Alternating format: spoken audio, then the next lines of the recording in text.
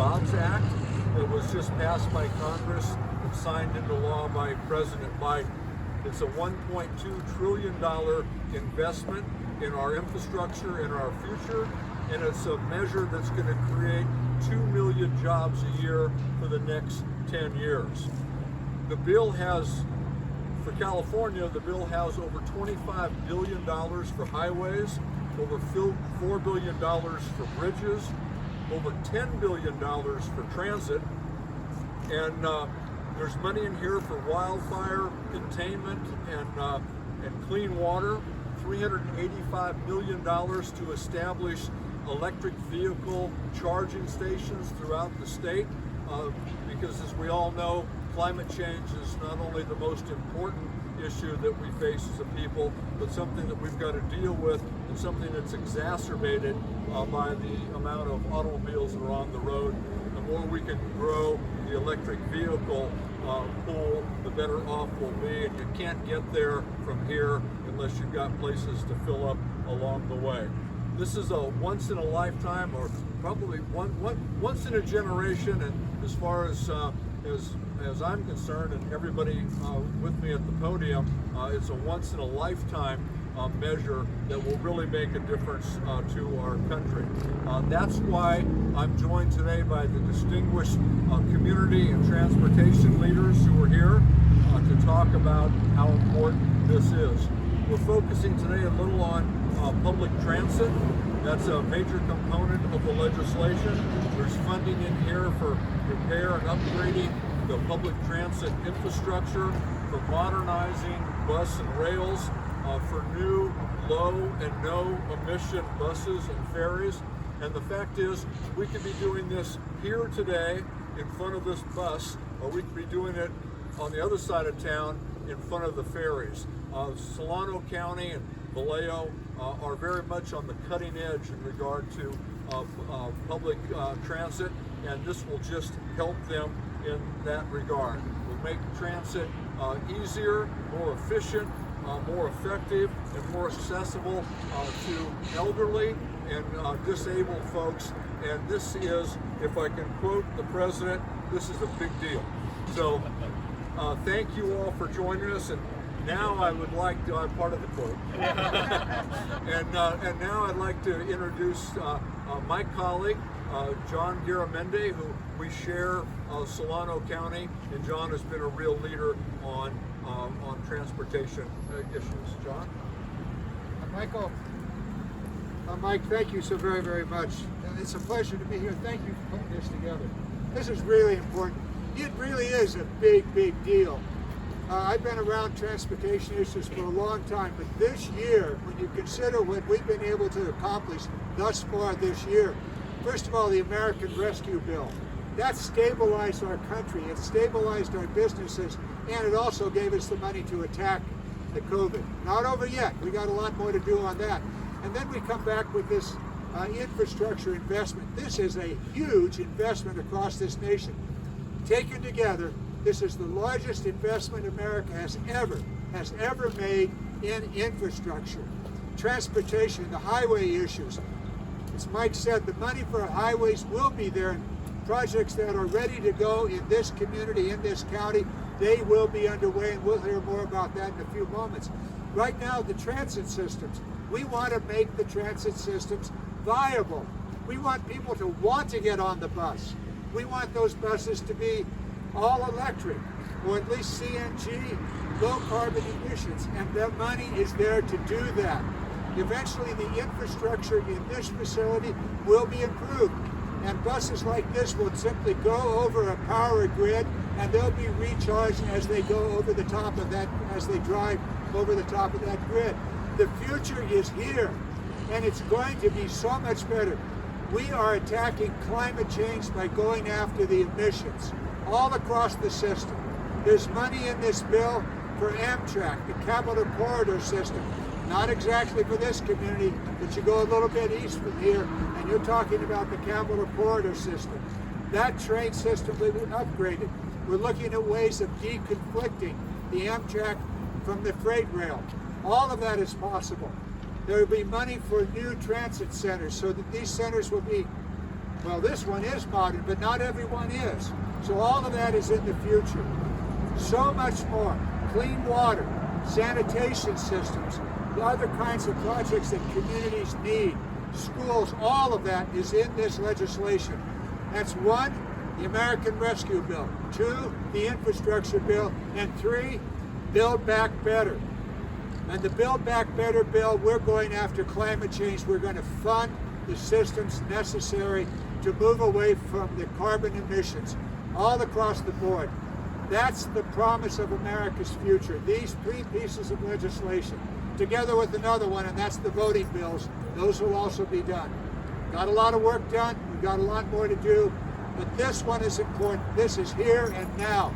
Money for these systems are available. So we'll answer questions along the way, Mike. Once again, thank you for pulling this together. Introduce the next speaker.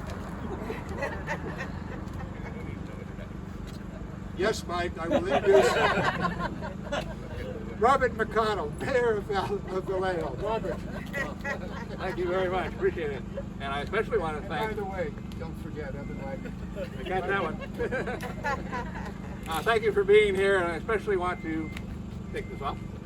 Say I appreciate greatly the efforts of our congressmen and all of our representatives in the administration in Washington, D.C. The city of Vallejo, which I am mayor, has probably the distinction of needing more of this enhancements than any other city in the United States.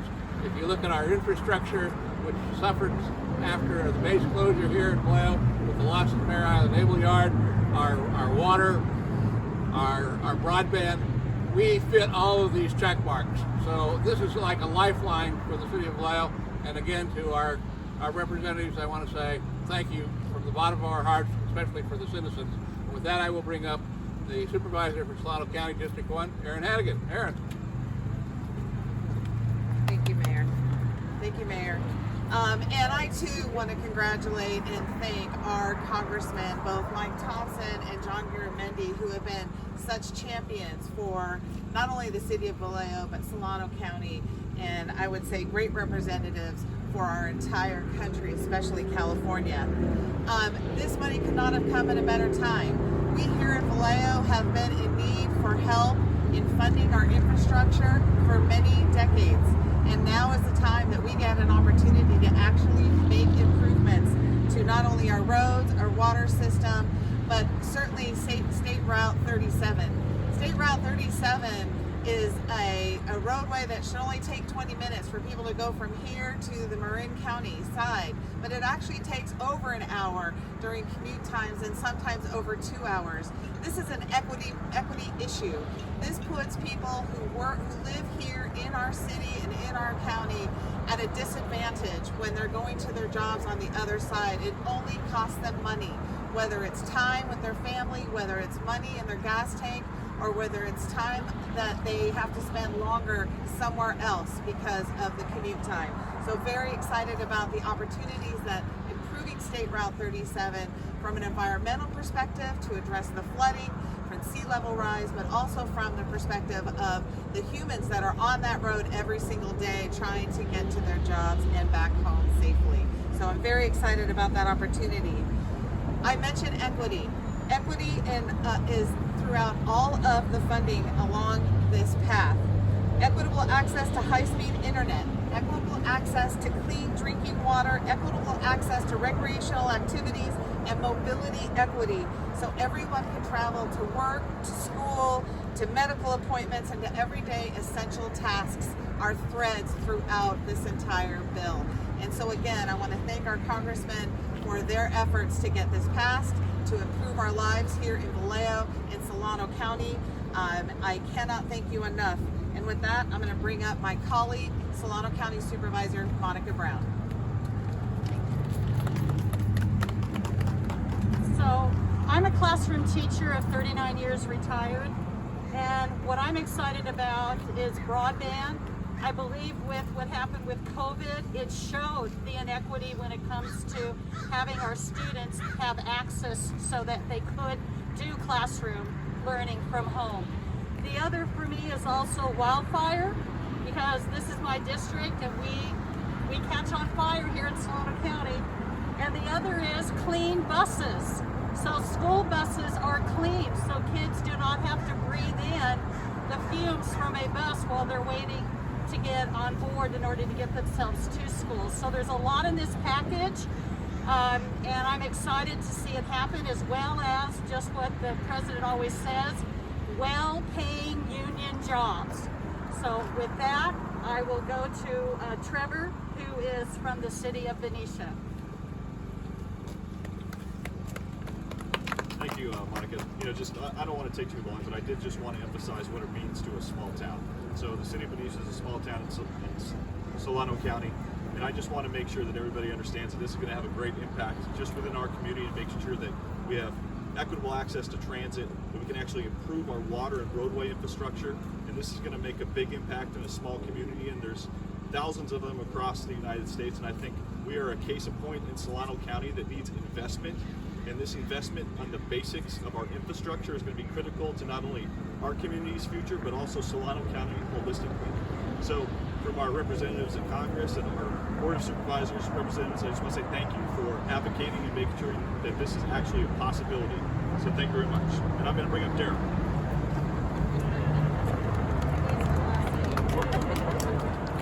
Good morning, I'm Daryl Halls, Executive Director of the Solano Transportation Authority. First, I'd like to start by thanking John Garamendi and Mike Thompson. They took a lot of leadership to make this what became a bipartisan bill a reality. This is a huge opportunity for our county. We're going to be partnering together with both Congress people, their staff, with our partner agencies, Soltrans, the cities. It's going to take a lot of work, but we're all ready for that, so we're very excited. We've heard some of the examples of projects. I'm going to give you a real nearby project that's ready to go. It'll be construction next summer, which is the new Fairgrounds interchange right by Six Flags. Our largest youth employer. They dissect the community. We have a whole design completely done. We're ready to go. We're ready for construction. So this is money that can help fund that project. You already heard about 37. Beth's going to talk a little bit about the opportunity for transit, because we're trying to restore our transit systems. This is all about mobility. We've got rail crossing projects up in Dixon and Fairfield that will help improve safety. We got access to our largest employer, which is Travis Air Force Base, a gateway project at Vanden and Cannon Road. We need an overcross that needs to be fixed. We have a lot of infrastructure that needs help, and the timing is absolutely perfect. So we're going to be rolling up our sleeves, working together, and we're going to continue our legacy of delivering products on time, within budget, getting them ready. My goal is to have these guys have the first product in the Bay Area that's ready to go to construction of all the Bay Area projects. That'll be our goal. So I want to thank them for their leadership. I get to introduce now next Beth Crandall, who's the Executive Director of Soltrans. A little bit about Beth. This bus, which is an express bus, Soltrans is about to take over the express bus system for the entire county. They're going to be the regional operator starting next year. So you're going to see their buses going from Sacramento all the way down to Bard, up and down the 80 corridor, the 680 corridor. Beth and I are the planning service on 37. So I'm going to introduce our Executive Director, Beth Crandall. Thank you, Daryl, and good morning, and welcome to Portola Park and Ride, the future home of inductive charging. So we're very excited about that. I wanted to express my appreciation to Congressman Thompson for calling this press conference for this very important bill for transit. We have this unique opportunity right now to build public transportation back after the lockdowns of 2020. We desperately need operating dollars to build back transit services that are more appealing than single occupancy vehicles, with buses and roads that support faster and cleaner transportation.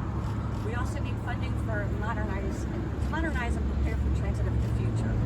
By transitioning our fleet to zero emissions, laying the foundational electric infrastructure that supports the transition.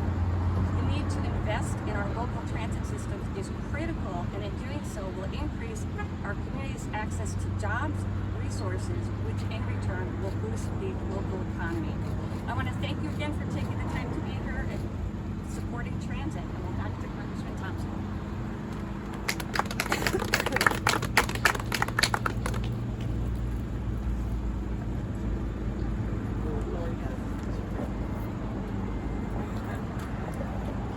Well, good morning, everyone. What a pleasure it is to be here on this beautiful day right here in Vallejo, celebrating the infrastructure bill. We thank Congressman Garamendi and Congressman Thompson for their work on this and for advocating to make sure that those dollars are going to be used right here in the state of California and right here in this great city and the rest of Solano County. So I appreciate everyone coming out here and know that this is a great thing for us. and all of the leaders here that are standing here, and even those that couldn't be here today in Solano County, are supporting the efforts and making sure that the dollars are spent well and that we're accountable for them to make sure more money from the federal government comes here and is used wisely. Thank you for your time.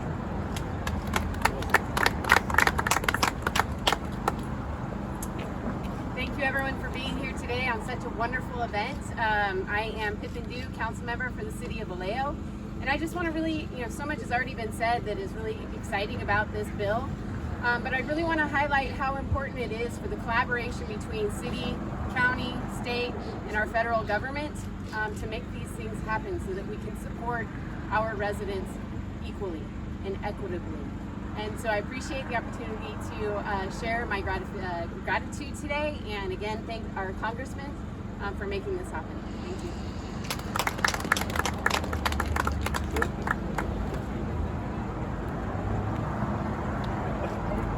Thank you. I think you have a clear understanding of why this bill is needed and how important it is. Just to raise two points. John talked about dealing with climate change, and this is a good down payment in that when you consider the funding for electric vehicle charging stations and the clean fuel buses provisions that are in the bill. But he's absolutely right. Build Back Better needs to be passed to make sure we fully address the issue of climate change. I'm pretty proud that the president put my legislation, the Green Act, in Build Back Better. That is the most significant piece of climate change legislation that's ever passed the House. Now we just need to get it past the Senate and get it signed. And then